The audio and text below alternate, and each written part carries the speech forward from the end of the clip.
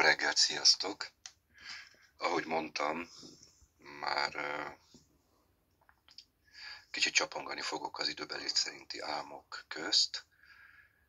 Most azt érzem, hogy a szeptember 3-ai álmot kell megosztanom, és talán egy kicsit beszélni is tudok róla. Ez az érzés jött. Először bejátszom az álmot. 2024. szeptember 3-a.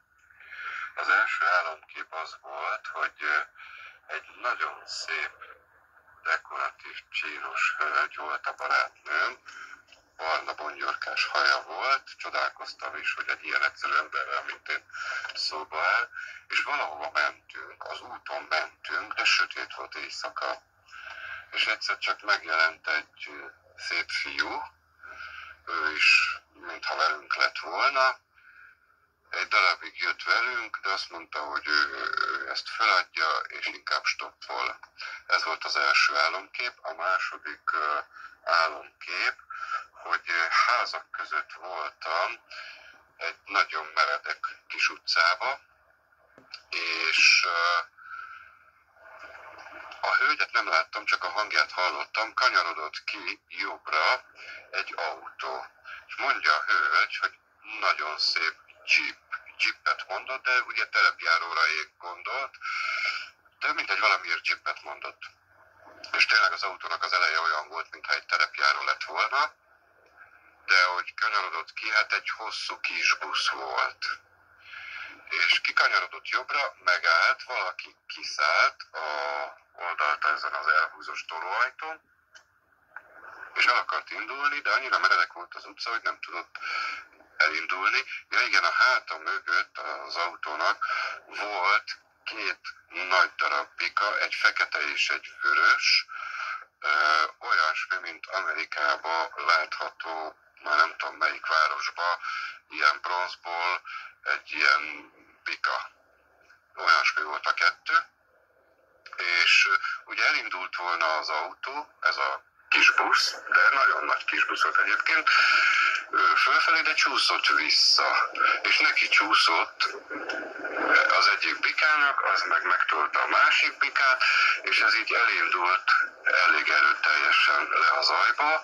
Hát ugye az utca egy T-kereszteződésben végződött, ahol szintén házak voltak, és ahogy csúszott ez a két bika, az utcával szemben lévő háznak a falát kiütötte, és ott állt meg.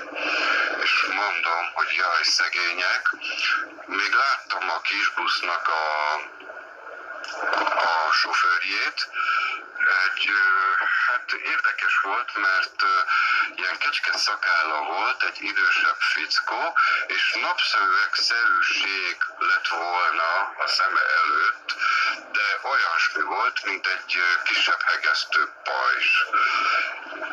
És úgy, ahogy megtörtént ez a baleset, hogy neki csúszott a két bika háznak és beszakította a házfalát, a kis busz, mint egy vízszintes villám úgy tűnt el egy fénycsóvaként. Ez volt az álom.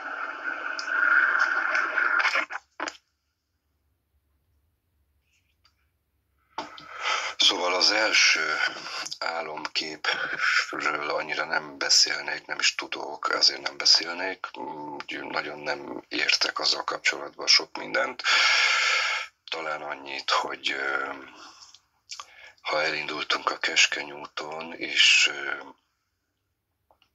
azon végig kell menni, tehát nem szabad könnyebb megoldást választani, hogy mint például a srác, hogy stoppol, mert akkor már is letértünk a Keskeny útról. Talán ennyi jött így az első álomképpel kapcsolatban. A második álomképről kicsit több jött. Hát ugye a vörös és a fekete. Azt tudom, hogy a vörös ló jelentése és a fekete ló jelentése a Bibliában.